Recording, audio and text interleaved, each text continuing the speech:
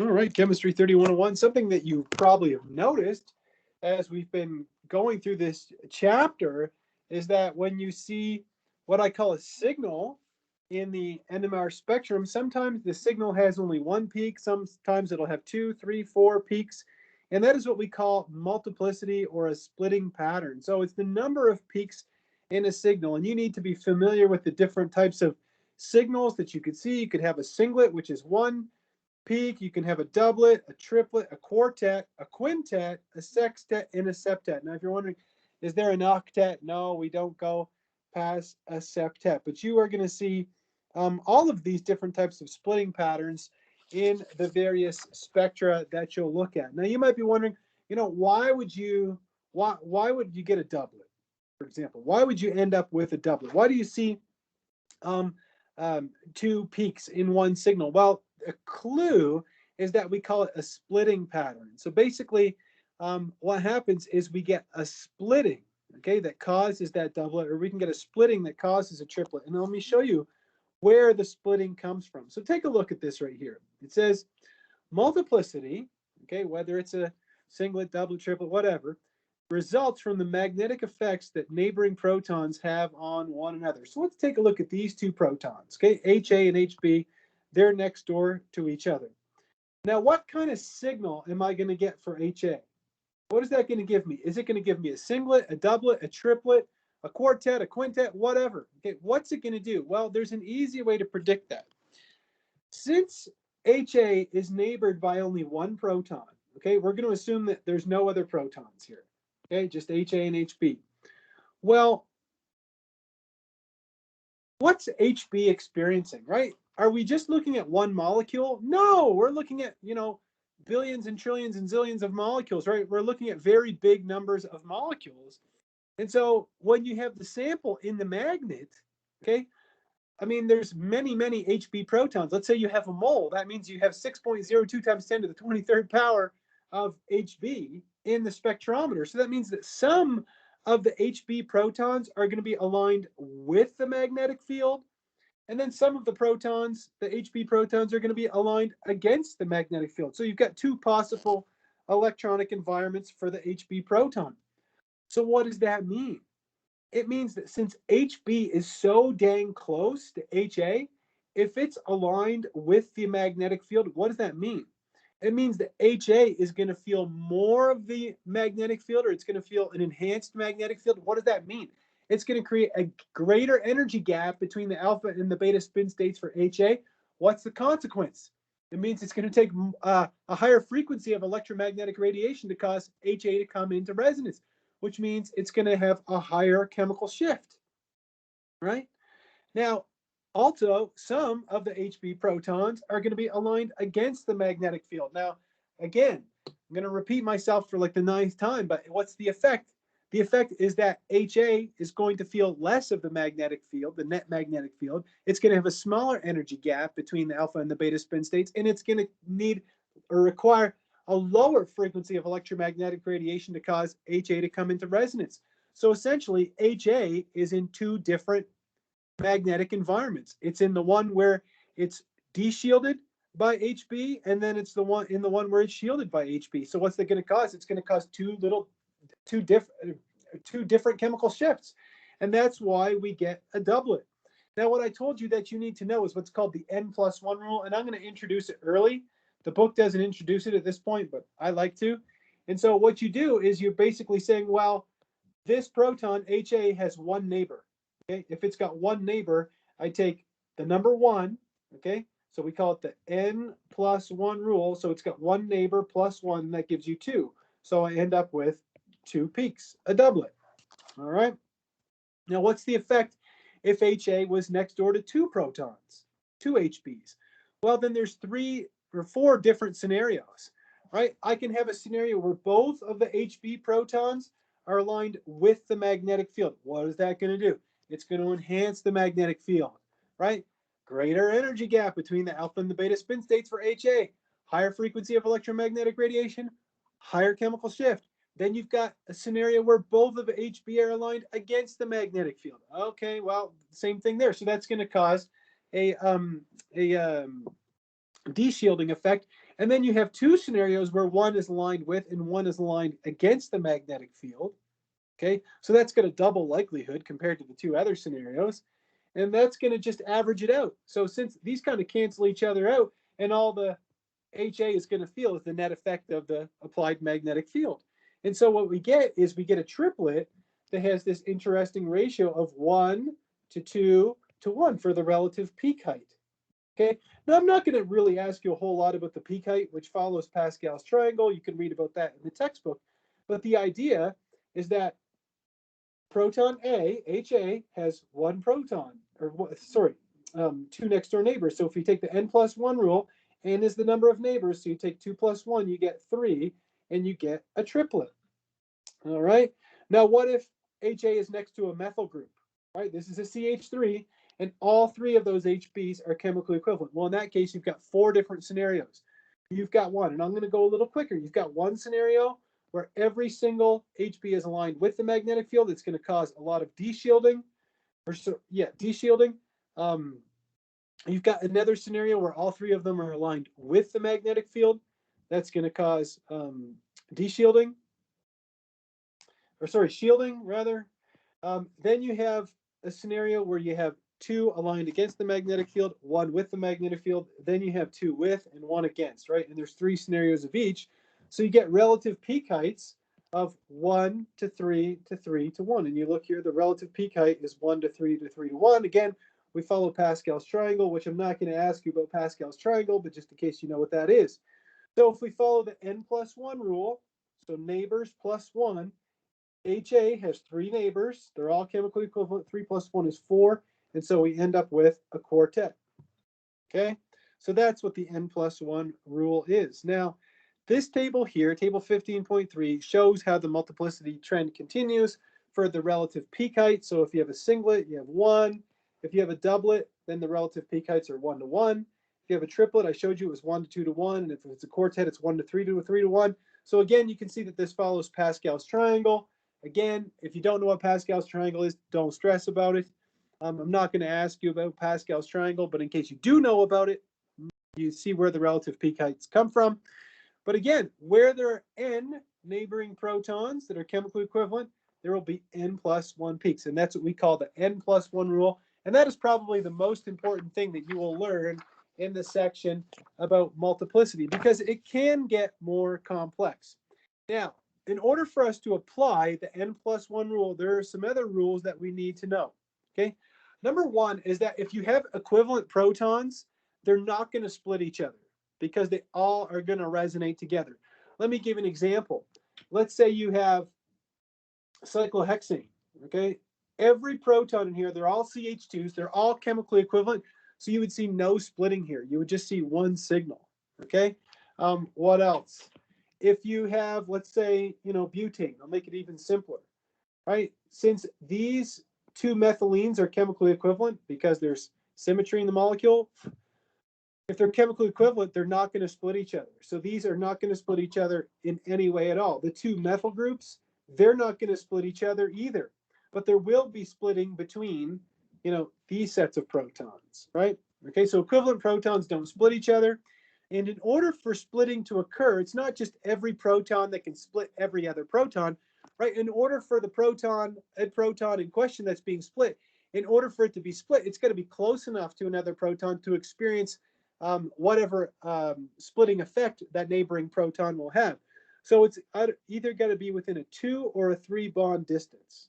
Okay, so that means that the protons either have to be geminal, right? Because here you have 1, 2 bonds, or most of the coupling that we're going to, or most of the splitting that we're going to observe will be a 3 bond splitting. So that is when the protons are vicinal. If the protons are more than 3 bonds apart, so 1, 2, 3, 4, they're not going to split each other. There are exceptions where that can happen when you have molecules that are rigid, like bicyclic molecules. That's beyond the scope of our course. If you were to take advanced organic chemistry, you would definitely cover that, but it's never going to come up in any kind of standardized exam that any of you would write, after taking organic 1 and organic 2. Another rule is that the n+1 rule is a really great rule, and it's pretty simple to use. Everybody can add 1 to a number. But it only applies when all the protons are equivalent. Let me show you an example. You look at this proton right here. Well, there's a proton that is vicinal to it right here, right? This proton that I'm drawing in right now. Let me prove it to you. Look, 1, 2, 3. So that means that this proton in red is going to be split by that proton in blue. But there's also a proton here that I'm writing in green, and that's also separated by 1, 2, 3. So those two protons, the one in blue and the one in green, are both vicinal to the one in red. However, is the proton in blue and the proton in green, are those chemically equivalent? Heck no. They're totally different, right? One's on an sp3 hybridized carbon, the other one's on an sp2 hybridized carbon. I could go on. So what's going to happen is you're not just going to get a triplet. You can't just say 1 plus 1 equals 2. This is going to give me 2 protons plus 1 gives me 3. You're not just going to see a simple triplet, okay? What you would actually see is this. Does it even say it on here? No. Is you would get what's called complex splitting, which is something I kind of skip. I show it very quickly. But what you would actually get is this. Is that this proton in red is going to be split by the proton in blue, right? So that's 1 plus 1 gives you 2. And then the proton in red is also going to be split by the proton in green. And that's also 1 plus 1 is 2. So you would actually see a doublet of doublets, okay? So it would look something like this. You'd see a doublet, and then you'd see another doublet like that. You'd get a doublet of doublets, okay? Now, again, it's not simple, and I'm going to talk about it more later on. So the degree to which a neighboring proton is going to couple with its neighbor, we call that the coupling constant. So, and if you're like, what do you mean by couple? It means basically the splitting. And if you look at this ethyl group here, right, you can see that this is an ethyl, CH2, CH3. Well, you see that the two HAs are chemically equivalent. They have 3 next door neighbors that are all chemically equivalent. I used the n plus 1 rule. So I have 3 plus 1, which gives me 4. And that's why I have a quartet. Over here for the 3 HB protons, they're all chemically equivalent. They're coupled next to these 2 protons. So I take n plus 1, which is 2 plus 1, which gives me 3. And that's why I get a triplet for those 3 protons. Now what splitting is, or the coupling constant, is the distance in hertz between the signals, right? Remember, the distance between the signals can be measured in parts per million, but what was parts per million? It was the frequency divided by the operating frequency of the spectrometer. So the distance between the signals represents a number of hertz, okay? And we call that the coupling constant. So when protons are splitting each other, okay, so what I mean is this, is that these 2 protons are splitting these 3 protons, and those 3 protons are splitting these 2 protons. When groups of protons are splitting each other, the coupling constants, or what we call a J value, or the distance between the peaks, are going to be identical.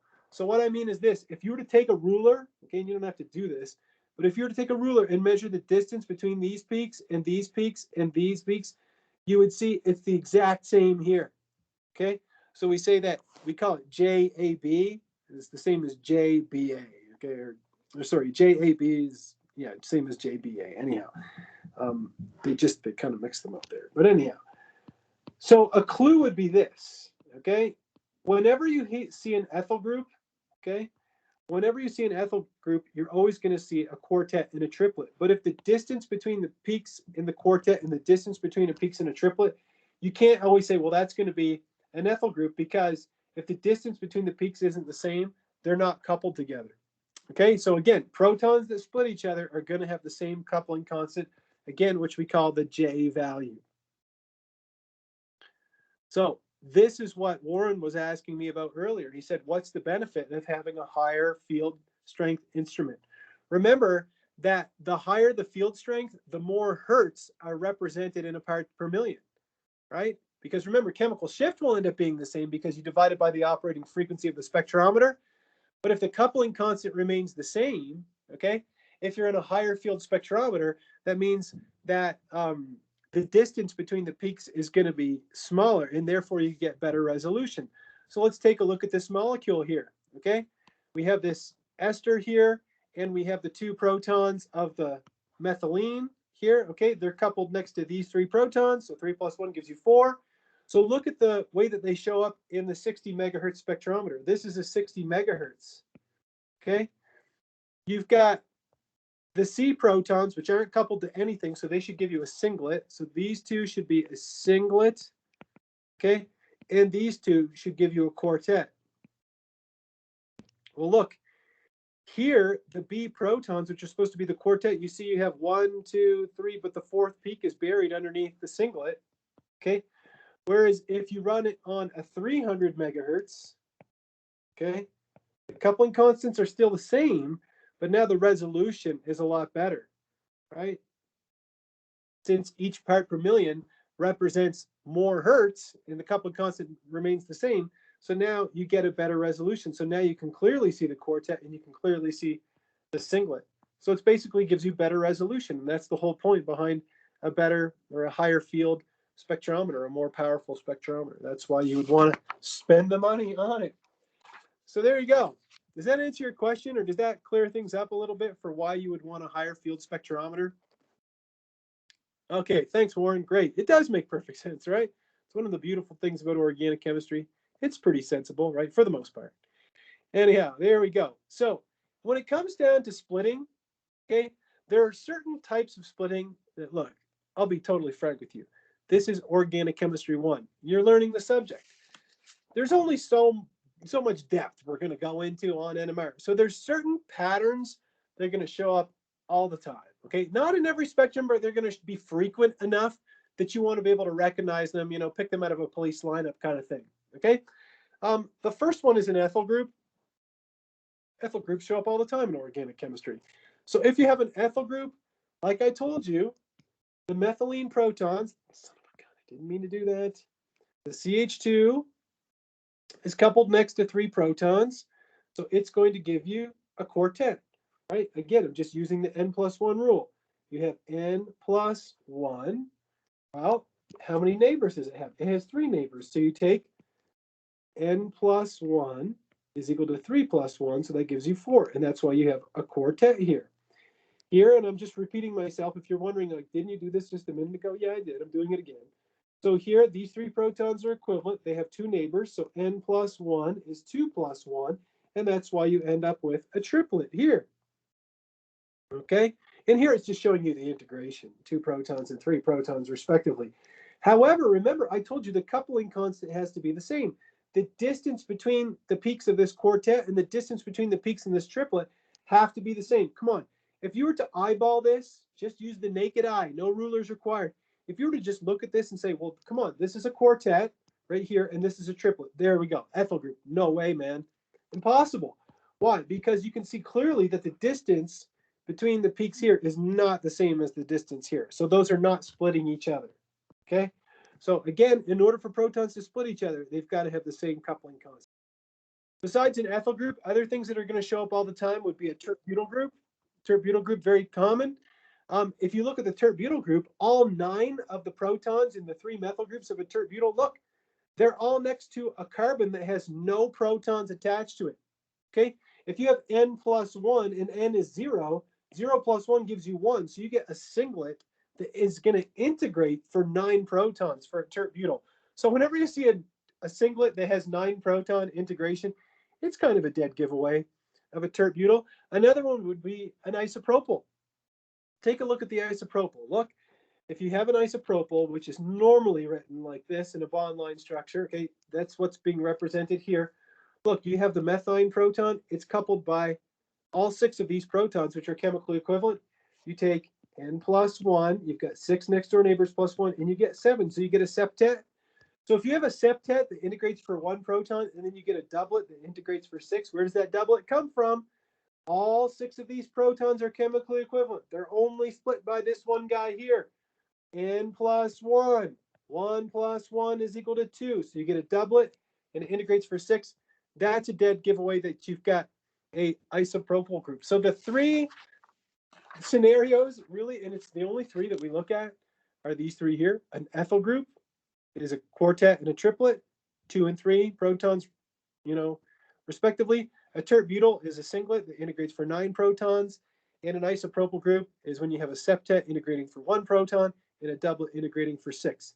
Now, in terms of this complex splitting, I'm not going to ask you, I don't think I'll ask direct questions about this on the quiz, but I do want to show you what it means, okay? Let's say we wanted to figure out what the multiplicity of HB is, okay? There's 2 HBs, they're chemically equivalent. Well, they're going to be split by these 3 protons. If you could forget about these protons and say HB is only split by HA, what would you get? You'd get a quartet, right? 3 plus 1. So that's a quartet. Okay. Well, what about the other scenario? What if you could forget about these? And what if it was only split by HC? Well, then you have 2 plus 1, a triplet. So what is it? You've got a quartet from one side and you've got a triplet from the other. So what you would get would be something that looks like this, a quartet of triplets. So look, you've got kind of, it's pretty weird, huh? You got 1, 2, 3, 4 peaks, and they're all split into 3. So it's a quartet of triplets. And another option, and it depends on the coupling constant, would be a triplet of quartets. Okay? It could also show up as 1, 2, 3 signals that are all split into 4 like that. A quartet of triplets. And that depends on whether JAB or GABC is bigger. It just depends on the coupling constant. That's all. Okay? Now, does it always work out that perfectly? The answer is no. Sometimes you just get this. Okay? Sometimes everything overlaps. It just looks like crap, pardon my language. Okay? That's what we call a multiplet. Okay? So after the septet, you can have multiplet. Multiplets are really complex. Anyhow, another little thing that you need to know about multiplicity is there are exceptions for protons that don't get split, okay, that don't couple to anything. For example, the hydroxyl of an alcohol, the proton is generally not split. So if you have, son of a gun, if you have ROH, this proton is usually not split most of the time, okay? So if you look at ethanol, right, you've got CH3, CH2, OH. So these 2 protons, the methylene, they're only going to be split by those 3. 3 plus 1 gives you a quartet, right, which is going to represent 2 protons. The methyl group is split by those 2 protons only. 2 plus 1 is 3. So that's going to give you a triplet down here. You see that their coupling constants are the same, the distance between the peaks. I didn't measure them with a ruler. I'm just eyeballing it, okay? But then you have this hydrogen. You might think, well, that hydrogen is split by these 2. So 2 plus 1 is 3. I should get a triplet. And the answer is you get nothing. You just get a singlet. The reason why you don't see that is this. It's kind of like the shutter speed thing again. Is that when you put an alcohol in a solvent, it says the hydroxyl proton is going to exchange with any small amount of acid in your solvent. So even if there's just like the tiniest trace, which is very difficult to get rid of, I'm not going to say it's impossible, but I'm going to put it in there with next to impossible things to do in life, okay? If there's a little bit of acid in there, it's constantly going to flip between the red proton and one of the protons in blue from the acid. So, and it happens so fast that it's faster than the splitting effect, or it's faster than the spectrometer, basically. So it happens so fast that you don't see the splitting effect, okay? It says here, the exchange blurs the shielding, deshielding effect of the neighboring protons, and you just end up with a singlet instead, okay? And that's it. Let me see. Oh, I wrote down something else in my notes that I don't think is covered in the textbook. And if it is, it's, really quick. Is another one that's like this is an aldehyde proton. Okay, let's say you have, fix this. Let's say you had this. You had CH2 here, and then a carbonyl, and then this proton. You might think that this aldehyde proton would be split by these 2 protons, right? Because it's only 1, 2, 3 bonds away. Let me prove it to you. Look, if you write out the 2 protons here, so this is kind of a ridiculous way to draw the molecule, but look, 1, 2, 3. So technically you would think that this proton in yellow would be split by both of the protons that I'm highlighting in green, but it's not, okay? Aldehyde protons are rarely split either. So let's write that down here. We'll put aldehyde proton, usually not split, okay? Again, are there exceptions to these things? Oh, yeah, but usually no. Okay, I think this is an excellent question. This one here, I took it straight out of the textbook, nothing fancy. And it just says, determine the multiplicity of each signal in the proton NMR spectrum. Okay, let's start with the first compound. Okay, this one here, we've got a methyl group here. Could anybody tell me, would this give me a singlet, doublet, triplet, quartet? Does anybody have a feeling? Look down a feeling, right? Go with your gut. Would this be split by any protons?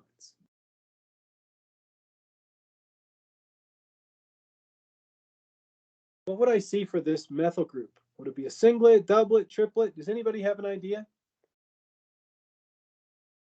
If you draw one of the protons, okay, and you count 1, 2, 3. Exactly, Kelly. 100% correct. It's not going to be split by anything, is it? There's a proton here. Sure, there's 2 protons. But look, then you've got 1, 2, 3, 4, 5. Oh, that's not split at all, is it? Okay, so you're 100% correct. Exactly. This is going to give you a singlet. Let's write that down here. Singlet. Okay, if pardon my language, but if it ain't split, it ain't split. Okay, if it's not split, it's not split. End of story. So what about this methylene? What would that give me? Could anybody tell me there? And again, I'm not trying to fool you or mess you up.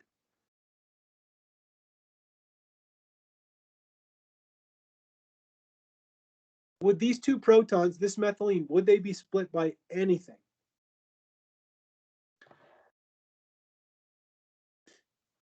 This would also be a singlet. Yes. Let me prove it to you. Okay.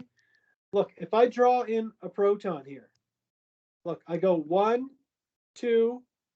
There's no protons on that oxygen. If I go 1, 2, 3, there's no protons on that carbon. There's no protons that I could be split by. So I get another singlet. Okay. Now I get a question that I'm going to ask a little differently. You see this group that I'm circling in the green circle? Could anybody tell me what type of alkyl group is this? Is this a methyl, an ethyl, butyl, a neopentyl?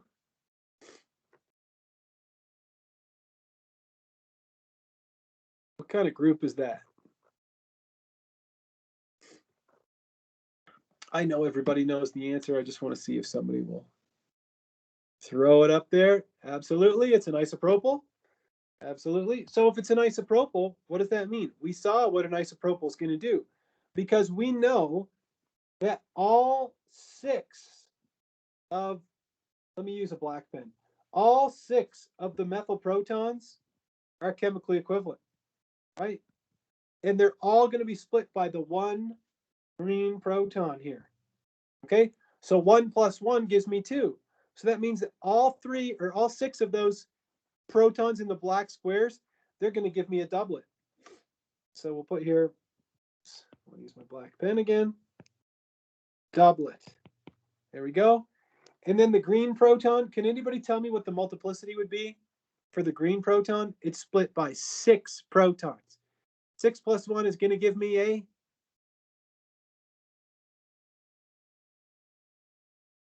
exactly, a septet. Perfect. Perfect. Excellent, excellent, excellent. So it's going to give you a septet, because the reason why is because all of the protons in the 2 black boxes, they're all chemically equivalent.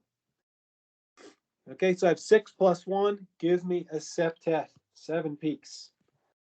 All right, let's take a look at the next one. Let's see here. Didn't give myself a lot of room, but if I put these 3 protons in the red box, so the black boxes, those are going to be a doublet. It's not going to be a doublet of doublets, no, because there's only 1 proton, right? There's only 1 measly proton here, right? Just this one, okay? So there's only 1 proton, so you take n plus 1 is equal to 1 plus 1, so that gives you 2, and you just have a doublet. That's it. All right, what about the 3 protons in the methyl group in the red box? Okay, they're coupled next to the 2 protons here. So if I take 2 plus 1, that's going to give me 3. So I'm going to end up with a triplet here. Whereas the the 2 protons in the black box, they're coupled next to the 3 protons in the red box. So I get 3 plus 1, which equals 4. So I'm going to get a quartet here. The same thing applies for these. This is going to give me a quartet. And the same thing applies over here for these 3. These are going to give me a triplet. All right. So I have a question for you guys. What about this 1 proton in green here, right? There's 1 proton in there. Could anybody tell me what the multiplicity of this proton in green would be? Would it be a singlet, a doublet, a triplet?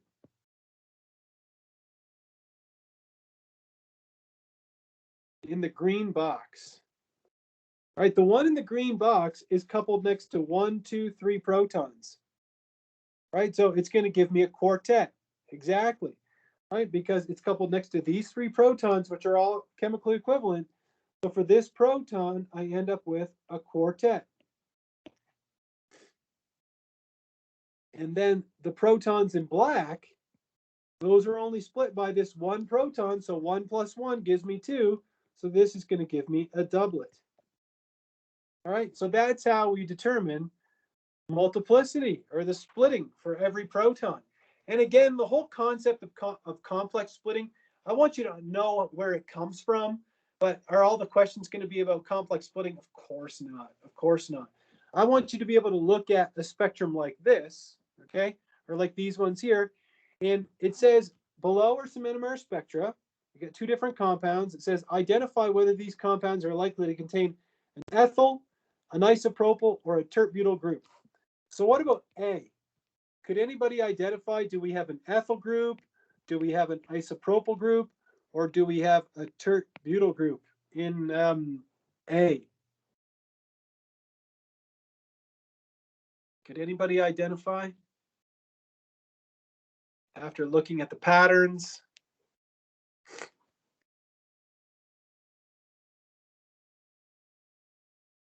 Yes, yes, absolutely.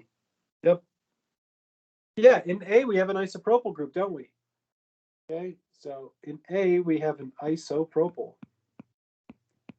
How do you know that? Because in A, I have a septet that integrates for 1 proton, and I have a doublet that integrates for 6 protons. If you can't see it very well, we can zoom in on it. Zoom in here, and you can see that this is 1, 2, 3, 4, 5, 6, 7. So that's a septet. And you can see that this is 1, 2. So this is a doublet. Okay. So if I have a septet that integrates for 1 proton and a doublet that integrates for 6 protons, I have an isopropyl. What about in the next one? Can anybody identify anything in the next one? Would I have any of those 3 groups?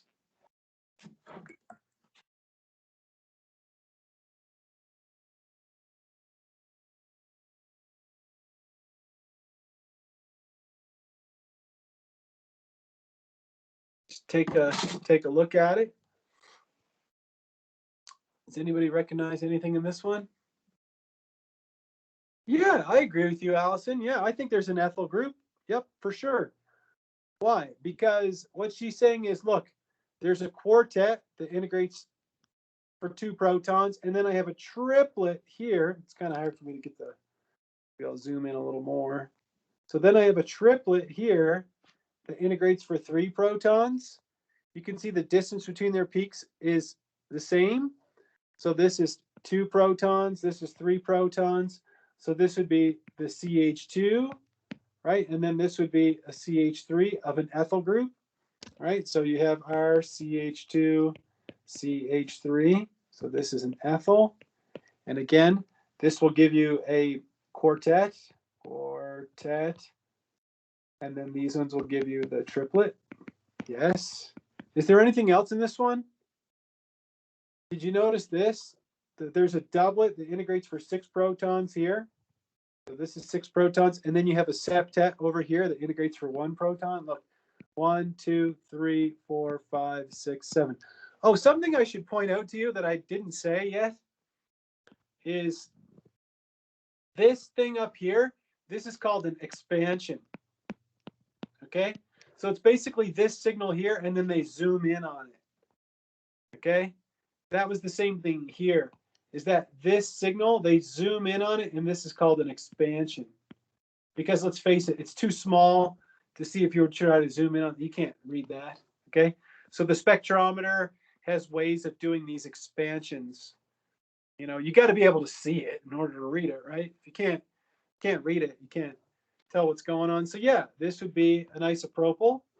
Yes. So let me get the green pen here. So we have the CH, right? The methine, and then you have the 2 methyls, right? So this one is going to give you the septet, and these are going to give you the doublet.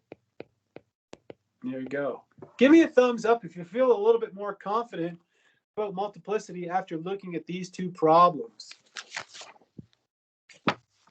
Awesome. You know, is this something that can be mastered in an afternoon? No, of course not. You know, NMR is one of those things that if you talk to somebody who's a real professional spectroscopist, they'll tell you it's just like being a medical doctor. You know, you kind of have to study for the rest of your life because we're always developing new NMR experiments and stuff. And there's even such thing as 2-dimensional NMR, which we don't cover in this class, but anyhow, some interesting stuff there. Anyhow, there's one more thing or something I want to talk to you about. Okay, it's section 15.8. This is a real disclaimer, so you can see that we're skipping it, but I want you to pay attention to what I'm going to say, okay? So what I'm going to say is this. If you look at the suggested practice problems that I have posted in Canvas in the the chapter 15 module, which I know you all do. I know you all try the practice problems, and that's great. If you look at those practice problems, normally when I tell you that we're skipping a section, I will skip the questions about that section. Okay? This is the only time in the class where we skip the section, but I still put the questions in there. Why? Why the heck would I do that? 2 things. Number 1, I want you to try it. I'd like you to try to draw an expected NMR of a compound. Now, the reason why I don't cover it in class in lecture is because if you ask somebody to draw an NMR spectrum, you can imagine that some students are very good at drawing things, you know, so like some people are good at drawing, you know, and other people aren't. Basically, the bottom line is this, is that when I give paper quizzes, so let's say you take 3111 with me in the fall and the quizzes are on paper, and if I was to ask you to draw a spectrum, the reason that Dr. Anderson and I never ask our students to do that is because it's so hard to grade. It is very difficult to grade because, again, some person might have the right idea, but they just can't get it down on paper. You know, it's difficult to read. In majors or organic chemistry, I always make my students do this, okay? Even if they can't draw very well, I make them do it, okay? So again, it's one of those things that it's worth a try, but I'm not going to ask you to draw an NMR spectrum of a compound on the quiz. Okay, cool. All right. Now, if we move on to section 15.9, this is where it gets really, you know, into demonstrating the power, and I'm like shaking my fist right now, the power of NMR. What makes NMR so damn great? Okay, if you were to look at these 3 molecules, watch carefully, okay? Take a deep breath and take a look at these 3 molecules. They're all isomers, right? It's just a benzene ring with 2 methyl groups on it. I'm sorry, my friend, but you cannot use MS. I mean, it would be very difficult to use mass spec to differentiate between these 3, wouldn't it? Come on. How would you do it? They're all going to have the same molecular ion. They're probably going to fragment very close to the same way. I mean, let's face it, aromatic compounds don't even fragment all that well anyway. So that doesn't help you. You can't really use IR to distinguish between these. I mean, then you'd be digging around in the fingerprint region. Forget that. I don't want to do that. Look, but you all know by now, after last lecture, we talked about how many signals you'd see in the proton NMR for these 3 compounds. You could run an NMR on these, and within seconds, you'd be able to tell the difference between them. Like literally 10 seconds is all it would take. You'd run an NMR on this, and you'd say, on the first one, and you'd say, well, look, there's one axis of rotational symmetry here. These two methyl groups are chemically equivalent. These protons are in these 3 signals. Done. You'd run the next one, and you'd say, well, there's an axis of rotational symmetry in this molecule as well, sure, but there isn't one this way, okay? So therefore, I'm going to end up with 4 signals. And then you run the last one, which is paraxylene, and you end up with only 2 signals. Come on. That is so fast. Everybody can tell the difference between 2, 3, and 4, right? That would take you like literally instantly, okay? Give me a thumbs up if you just follow me on the idea. Okay, and we're going to look at it in more detail. But does everybody understand like how quickly you could do this? To run an NMR spectrum, to prepare a sample, if you ask a seasoned organic chemist, you know, somebody who's done it many times in their life, I'm talking like for me to prepare an NMR sample, it takes me, I don't know, 20 seconds to make the sample. Then I have to walk down to the spectrometer. I put it in the magnet. I press a few buttons. I get a spectrum within, you know, less than 5 minutes. So, you know, something you could do so quickly. Okay, so that's the power of NMR, right? So let's say you had, you know, these questions here, which basically ask nothing more than how would you use proton NMR to distinguish between these compounds? Well, look, I'll give you an example of the first one. The middle one has 4 signals, right? Because you have an axis of rotational symmetry going this way. If you flip the molecule that way, right, you can see that there's a mirror image there, but you can't rotate it this way, right? You can't do that, okay? All right, the reason is that this proton and this proton are not chemically equivalent because you get the methyl group up here. Does that help?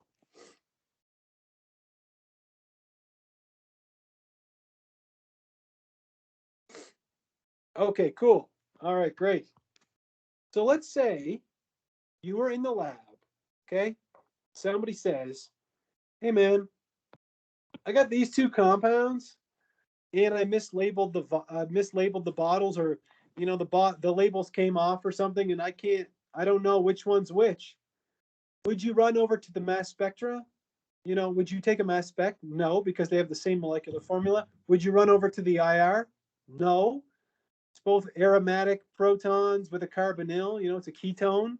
I wouldn't do that either. Where would you go? You would prepare an NMR sample of both of these, right? Because this compound has an axis of rotational symmetry here, right? So you know that these 2 protons are chemically equivalent. These 2 protons are chemically equivalent. This methylene and this methylene are chemically equivalent, right? Because of the axis of rotational symmetry. So therefore, for this compound, you would end up with 3 signals, right? There is no axis of rotational symmetry in this molecule anywhere, right? You cannot do this. So therefore, that means that all 4 of the aromatic protons are unique. This proton is different from this proton, which is different from this one, which is different from this one, right? This methylene is different than this methylene. So now you've got a total of 1, 2, 3, 4, 5, 6. You've got a total of 6 signals. I mean, you don't even have to analyze it. All you have to do is say, well, this one's got 3, this one's got 6. I don't even care about splitting. I don't give a crap about that at all. You know, I just compare whichever ones get the most signals. That's going to be this compound here. Does that make sense? Give me a thumbs up if you follow me on the rationale. Just the rationale. Cha? Okay, cool. Cool. Because it's going to take you some time to look over it yourself, you know, to really kind of understand what's going on there. Okay. Anyhow, let's take a look at the next 2. The next 2 are both esters. Again, I wouldn't go to the mass spec. They have the same molecular formula. I wouldn't go to this infrared spectrometer. It's just an ester on both of them. Could anybody tell me how you would differentiate between the 2 compounds in B? what would you use? Because it's not like clearly evident immediately, maybe, but there is a way to tell. There's a fast way.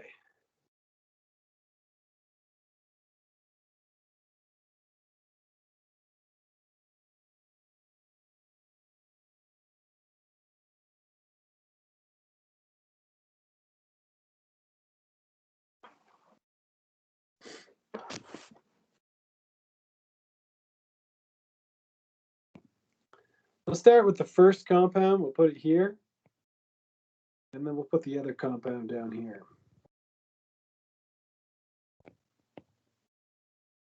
Right? You can see that they're just isomers of each other. If you look at the methyl group here that I have the red circle on, it's going to give you a singlet, right? It's not split by any protons. So singlet. But if you look at these three protons over here, they're also going to give you a singlet. They're not split by any protons either. Is there a way that you could differentiate between these two singlets? Yes, using their chemical shift. So in B, the easiest way to differentiate between these two is to use chemical shifts. Because here you have a 3-proton singlet, here you have a 3-proton singlet, but the chemical shift of this one here is going to be the baseline 0.9 plus you're next to a carbonyl. So you're going to add 1 to that. So you end up with 1.9 parts per million. Whereas this one, you have the baseline of 0.9 plus you're next to the oxygen of an ester. So you add 3 parts per million, so you get 3.9 parts per million. So you see there's a major difference. Here you have a singlet that integrates for 3 protons, but its chemical shift is 1.9 parts per million. Here you also have a singlet that integrates for 3, but its chemical shift is 3.9 parts per million. Okay, and you can do the same thing for the tert-butyl groups. Right, this tert-butyl group, all 9 of the protons aren't coupled to anything. So you have a singlet that integrates for 9 protons. Okay. What's the baseline of a methyl? It's 0.9. And if this is the alpha carbon, this is the beta position over here. These 3 are all beta. So you're going to add 1/5 of 3. So you add 0.6 to all these. So you end up with 0.9 plus 0.6, which gives you 1.5 parts per million. Okay. So you have a singlet that integrates for 9 protons with a chemical shift of 1.9 or 1.5 parts per million. In here, you have 9 protons. You get a singlet again. Okay. But what's their chemical shift going to be? If these are alpha, right, this is beta. And on the beta, there's a carbonyl. And so what would we add? We'd add 1/5 of 1, which is 0.2. So we have 0.9 plus 0.2, which gives us 1.1 parts per million. So you can see how it's very easy to distinguish between these two compounds just by looking at the chemical shifts. All right. The next one, C, I think is a little easier than B. Could anybody tell me, like really quickly, how you would differentiate between these two compounds in C? I'll give you a clue. You don't have to use chemical shift.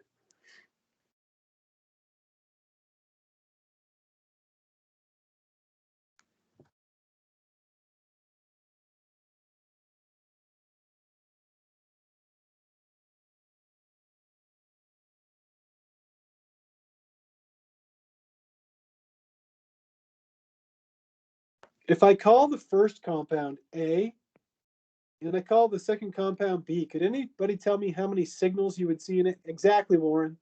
The answer is number of signals, right? 100%. You're 100% correct. Right? In A, you would see 2 signals, right? And in B, you would see 3 signals, right? Because there is an axis of rotational symmetry in both of them. These methylenes are chemically equivalent, as are these methylenes. But in B, you have these 2, you have these 2, and then you have this one. So in B, you've got 3 different types of protons, whereas in A, you only have 2 different types of protons. All right. In D, I'm going to skip D for now. I'll tell you the answer is the number of signals, because this one has an axis of rotational symmetry and the other one doesn't. Okay. So in D, you basically only have 1, 2, 3 types of protons. So 1, 2, and 3. So you would only see 3 signals for this compound because of the axis of rotational symmetry. And in D, everything gives you a signal. So you end up with 1, 2, 3, 4, 5. So you end up with 5 signals for this one. I didn't skip it, did I? All right. Now, I know we've covered a lot of cool information this morning. So what do you do if I give you an NMR spectrum? You know, like where would you start? Okay.